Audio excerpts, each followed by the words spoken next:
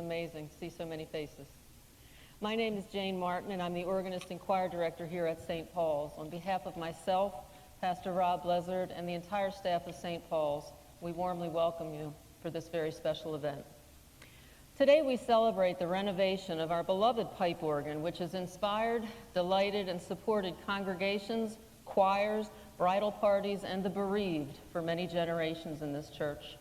From weddings, funerals, Sunday services, and high holy days, the pipe organ, who I lovingly refer to as Old Betsy, you'll hear me call her that many times this afternoon, has been the mainstay for families and friends of St. Paul's.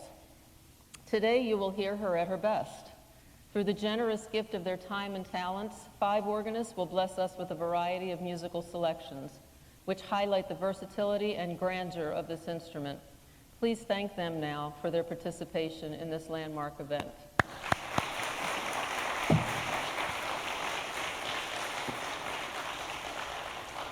Now, that said, I have a confession. I am the organist here, but I'm not what we call a real organist. Yes, friends, in my 14 years on the bench here at St. Paul's, every Sunday is still a battle between myself and Old Betsy up there. She was built for far greater than I. As my bachelor's degree is in music education, she would not like my middle schoolers. I'm just telling you that right now. And even odder, my master's degree is in IT, which is hilarious because it took me a year and a half to find the flashlight on my iPhone, but there you have it. I'm what we call in the biz an organ player, a trained pianist who can sort of play the organ. Today you're going to hear from real organists, and I'm happy to risk my job here at St. Paul's to have them play the heck out of this temperamental beast that is our beloved pipe organ. However, today is also bittersweet. We share this celebratory day with the reality that others in our world, and in particular Ukraine, are suffering and are in need of our love, prayers, and support. Musicians always do what we do best in the midst of crisis and turmoil. We make music. The universal language of music knows no politics, no religion, no ism of any kind. It simply celebrates this sublime gift from God that everyone can appreciate and understand. So please be generous as we remember our brothers and sisters who struggle to survive amidst the daily threat to their lives and homeland. Offering plates are available in the narthex, I believe, or in the back of the church at this point. For your convenience. And if you are writing a check, please make it out to St. Paul's Lutheran Church, and in the memo, please put Ukraine, and it will surely get to the right avenue. So without further delay, we begin our program with a word from St. Paul's Council President, Christopher Ward. This was supposed to be a video, but since he's here in person, so he'll be up here in a second.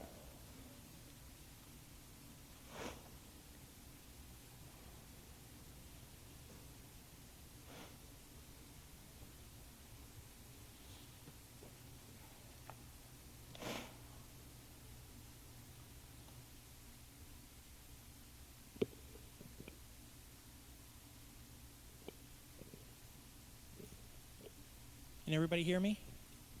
Is it on? You good? Okay, good. Thanks, Jane. This has been such an exciting day that we've been looking forward to for literally years. Our organ has been a staple here at St. Paul's for the whole of my life.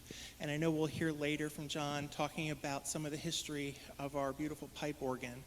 But I just wanted to say a couple words about how we got to this point today. Anything as magnificent and intricate as a pipe organ is going to need maintenance, upkeep, money.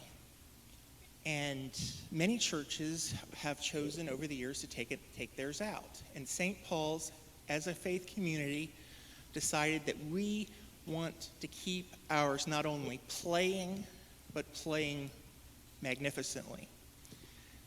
Jane is way too humble. She plays the heck out of it. And now that we have spent the time, the resources, and the talent to bring it up to where it is now, it sounds incredible. And that's because of our members got together and provided the funds. It's an institution here way back when this church was built back You know, it was conceived in the 50s, built in the early 60s. Our stained glass window and our organ were added on to the original ideas for St. Paul's, and we had to go through some twists and turns to get it. There's a really funny story about that, just like there is in every church. And so here we are today. And I also wanted to take a minute and remember two people who couldn't be here with us, Glenn and Ann Beekler. They were on our adult choir for decades. Glenn was a soloist when Dr. Hathaway was here and when Mr. Barham took over from Dr. Hathaway. And he was a St. Paul's institution.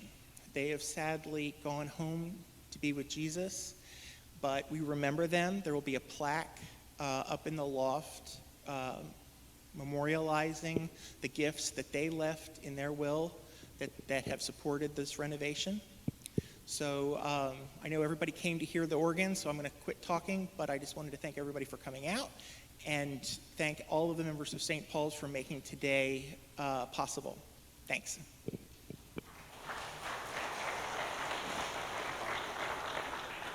Thanks, Chris. Our first performance today is by my good friend and former student, Matthew Bunn. I met Matthew at Magnolia Middle School too many years ago for either of us to want to count at this point. He was an outstanding chorus student even back then, and he has gone on to become an outstanding pianist and organist in his own right. I take no credit for his abilities. He's done a fine job on his own. He is currently the organist and choir director at Salem United Methodist Church in the Joppa, Bradshaw/Upper Falls area of Baltimore County, right over the line of Harford County. Today, Matthew will be playing Rhapsody Gothique by Gordon Young.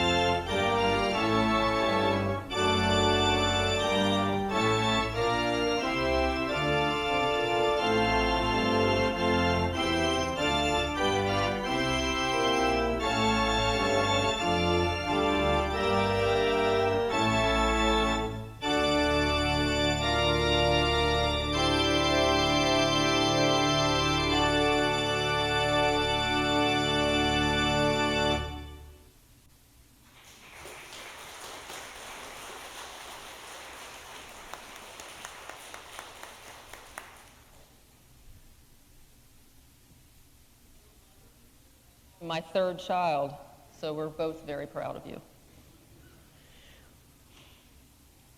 The story of this organ begins in 1964, the year that the congregation built this church in Aberdeen. As Chris mentioned, St. Paul's Lutheran Church had been in several locations in the area until this building was constructed.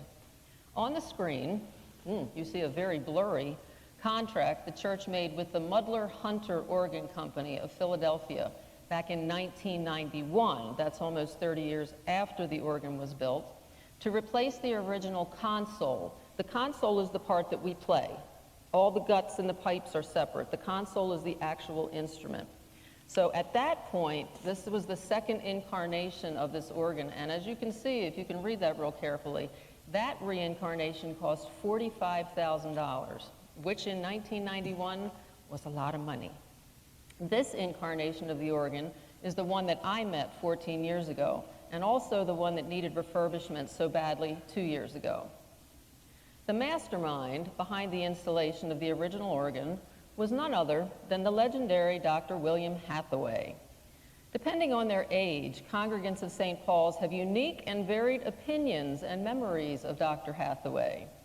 Musical genius, master organist, wonderful gentleman, and scared to death of him are all descriptions that I have heard. That scared to death sentiment was generally from those who were youngsters at the time.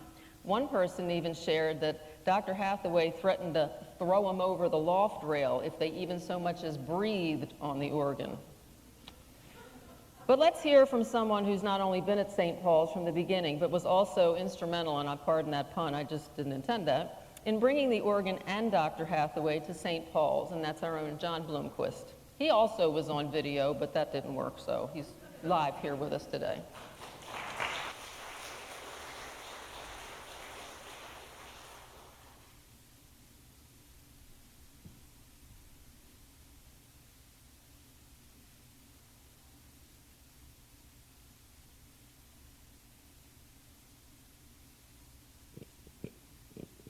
Thank you.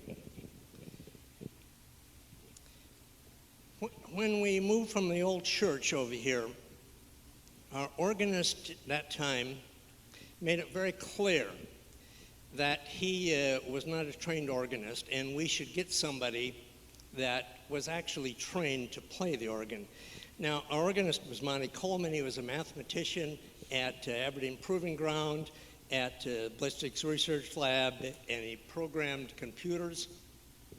And he said, you know, you need to have somebody training here. And that's where Bill Hathaway came in. When Bill Hathaway was in graduate school, he was working on a PhD. He had finished his master's in organ playing and whatever. And he finally came to the conclusion that he probably ought to have a hard time earning a living, or a very good living, doing that. So he changed his major to biology, finished a PhD in biology, and started teaching at Towson. And he taught there for many years, and later became the first dean of their graduate school. Well, Bill moved to the county, and he bought the old Finney estate. And this was a large estate, and took a lot of his time. But when he found out that we had a new organ and were looking for an organist, he said yes. And he became our organist for, I don't know, we've lost track exactly how many years it was. But anyway, it was why when Bill was here that we got many improvements made. When the original organ was put in, they used some experimental things, at least I think they were experimental. Our magnets were really not good magnets. They hadn't been tested out properly, and we had ciphers. We were in the organ chamber frequently trying to stop these ciphers on a Sunday morning. But we got work done on that, and Bill himself was just an outstanding organist. When we came in on Sunday morning, the choir would just look forward, look at the bulletin, and see what he was going to play for his prelude and his postludes, because they were really masters of art. Now, on Bill's last Sunday that he played for us, we saw that he was not really doing very well, and several of us suggested Bill, you really got to go to the doctor and get this taken care of. You got to see. He said, nah, I think I could make it through. Well, he played the postlude. His wife took him to the doctor. They immediately put him in the hospital in ICU, and 3 days later, he was gone. Gone, but not forgotten.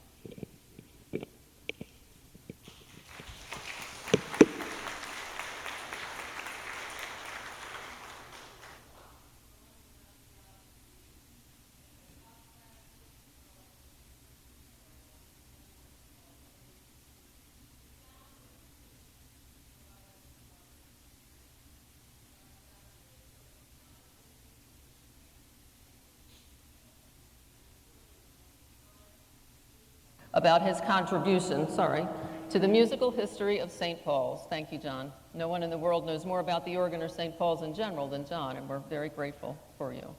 Our next musical guest is a close neighbor of St. Paul's. Carla Jones is the organist and choir director at Grove Presbyterian Church right here in Aberdeen. I wasn't going to share the number of years she served Grove because it's at least the 14 that I've been here, but she said she's good with that. So 25 years. Carla, that's amazing. We're so grateful she could join us today, and I forgot what she's playing, but we'll enjoy it. I don't think I forgot to write it down. I apologize, Carla.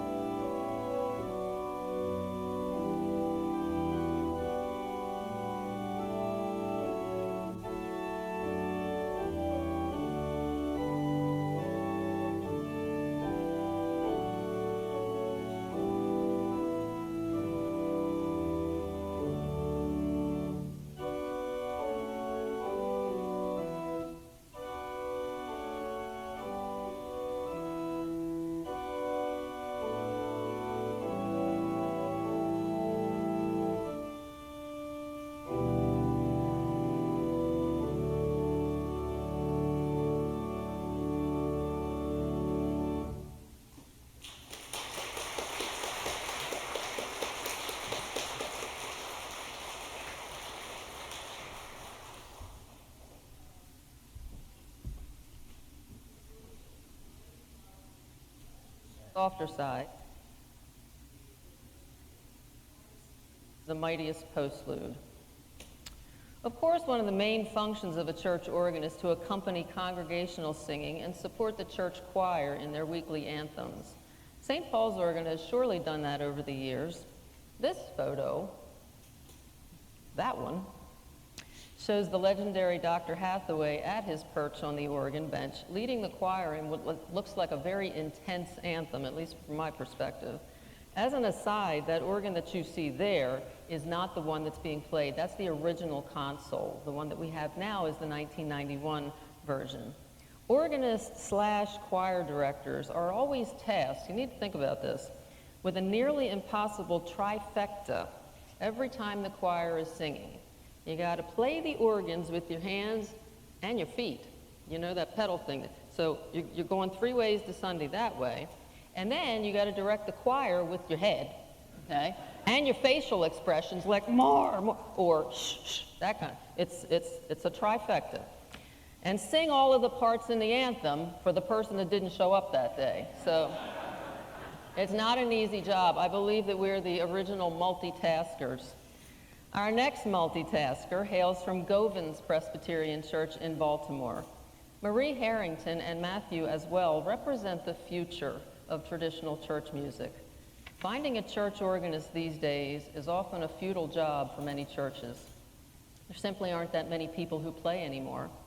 But Marie is a vibrant and very talented young woman who is excited to maintain and uphold the sacred traditions of church music.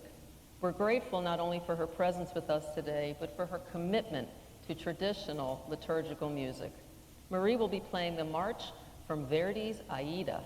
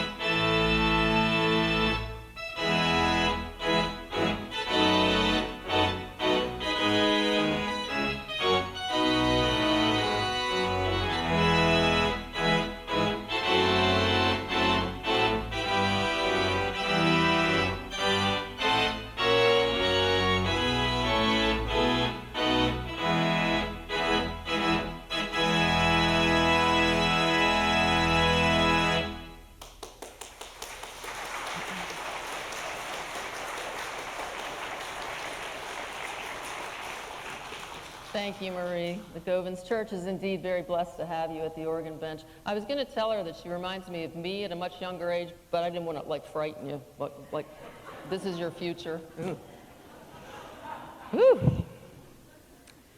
All right, our next slide is fast forward to a little more contemporary version of the St. Paul's Choir. Remember the black silk robes from the last photo? They've been retired, replaced with the blue cotton robe style, and this is the one that I came into here at St. Paul's. Any organist will tell you, you all up there, I know you're going to agree with this, that the bane of your existence is trying to wear the choir robe and playing the organ at the same time, because you're sitting on it. Okay, and if it's slippery like those last ones, you're going right off the bench. That has happened. I am not lying. That has happened to me. Or, you know, worst case scenario, you fall off over the edge there, which has always been a worry of mine. My mother was also a church organist. She had a remedy for this. I kid you not.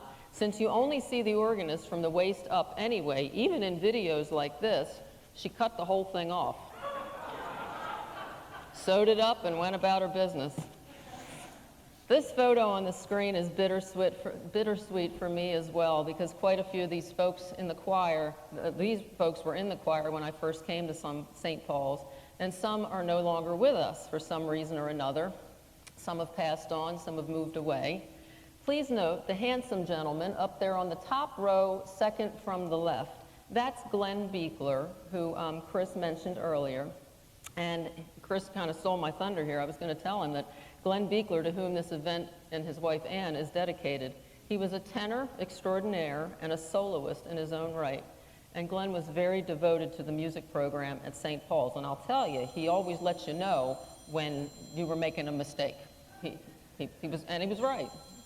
As Chris noted in his opening comments, the refurbishment of the organ is due partly to the gift that Glenn and his wife Ann left to St. Paul's. Our next organist surely remembers Glenn, and perhaps many others in this photo, as he too is an organist in the Aberdeen community and has played many times at St. Paul's. As a full-time teacher in Harford County, I'm often unable to play for weekday services such as funerals, and this gentleman has always had my back and been able to step in and play. Dennis Stewart is the organist and choir director at Grace United Methodist Church in Aberdeen. I know that he also wears many other hats at that church beyond the musical realm, and his congregation is very grateful for his many years, I'm not going to say how many, Dennis, of service to Grace. Today, Dennis will be playing the first movement of the Organ Concerto in A minor by J.S. Bach. Originally written as instrumental concertos by Antonio Vivaldi, Bach transcribed and reworked them for the organ.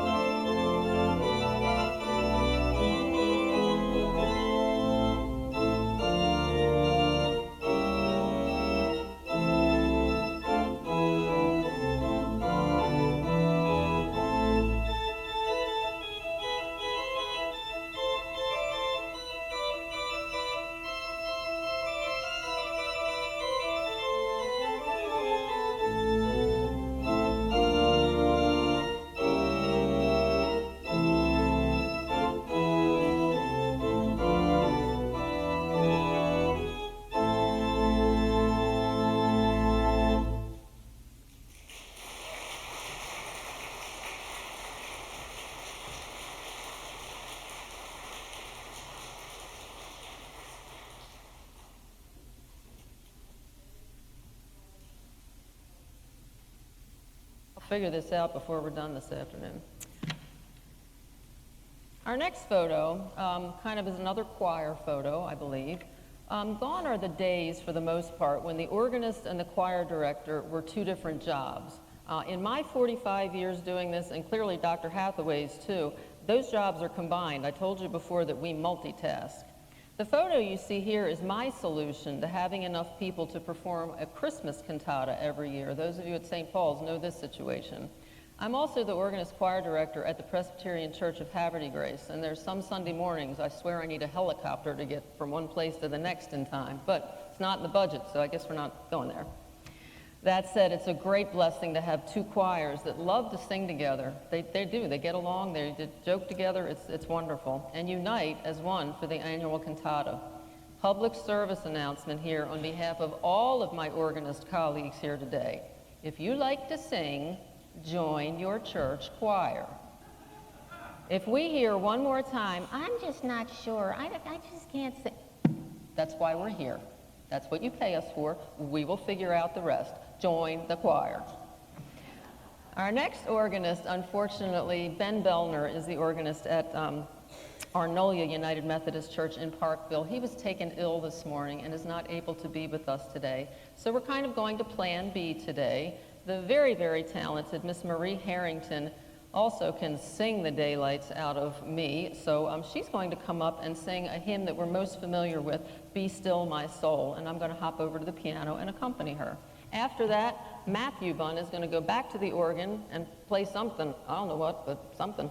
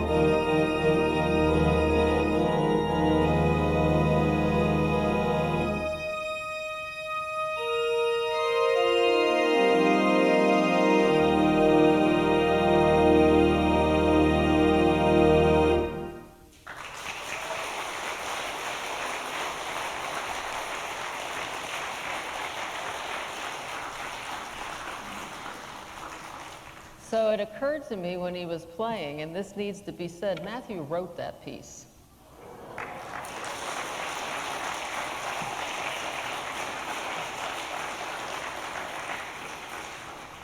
Phew, I told you, I'm not worthy.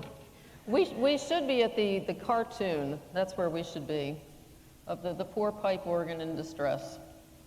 Fast forward to 2010, that one, and old Betsy is really starting to show her age. Notes have stopped sounding, meaning they don't play at all. She won't stay in tune, and all kinds of odd honking, creaking, and hissing noises emanate from her. I think I just described myself, but had a big birthday this year, but I digress. By 2019, it became almost unbearable.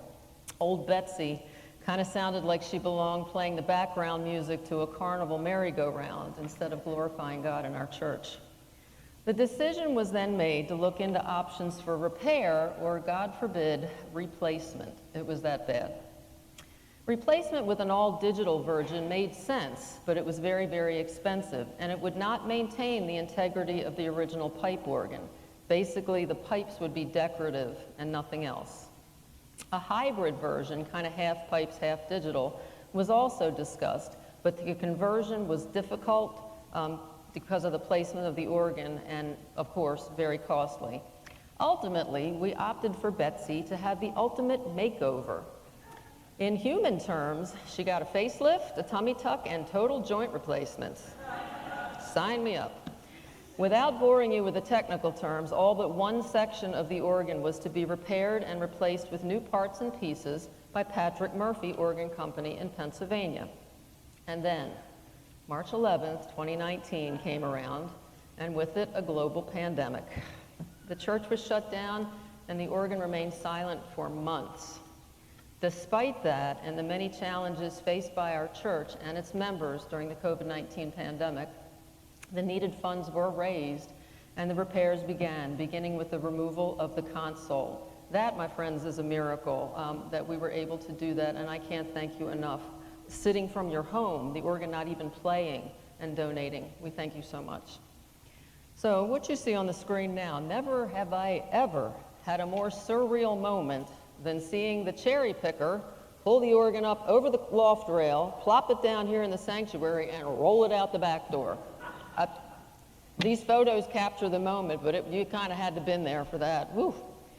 And the next slide shows the empty space, which was even weirder for me. That's the being up in the loft picture. That's where the organ used to be. Well, I can tell you, we found lots of pencils, pens, paper clips, and a lipstick I lost 7 years ago. And a few other odds and ends I won't bring up underneath of that organ, because once you drop it under the pedals, you ain't going to see it again until the pedals have been removed. So that was a once-in-a-lifetime cleaning. And the floor got a good cleaning. Thank you so much, Brenda. But it was still very weird. The organ was gone. Mr. Murphy and his team took the console to their organ hospital, there really is a place, in Pennsylvania. And 6 weeks later, she was back in place, and she played the Easter service for that. Well, I played the Easter service, she helped, for the first time in 2 years. It was amazing. The timing was awful, but it was good at the same time. We didn't miss 6 weeks of service. I was able to play that from home. And this is what you see today, what our organists are playing today. I took this photo last Sunday. The story of St. Paul's organ does not end here. Today we celebrate the revival of this beloved instrument and once again revel in the beauty of its sound through this amazing concert. Thank you all organists so much. And the next slide is why we're here secondarily today. The purpose of our great organ today on this Sunday, April 24th, 2022, is also for a far greater good, to support and hold high the people of Ukraine. We can do little from afar except pray, donate, and pray some more. Today I suggest that this concert become our prayer. All of the talent you have heard today comes from God, and to God we return our talents and gifts as a prayer for our brothers and sisters in Ukraine. At this time, I would ask you all to stand as you are able, as our beloved Marie sings the Ukrainian national anthem as a show of solidarity with the Ukrainian people.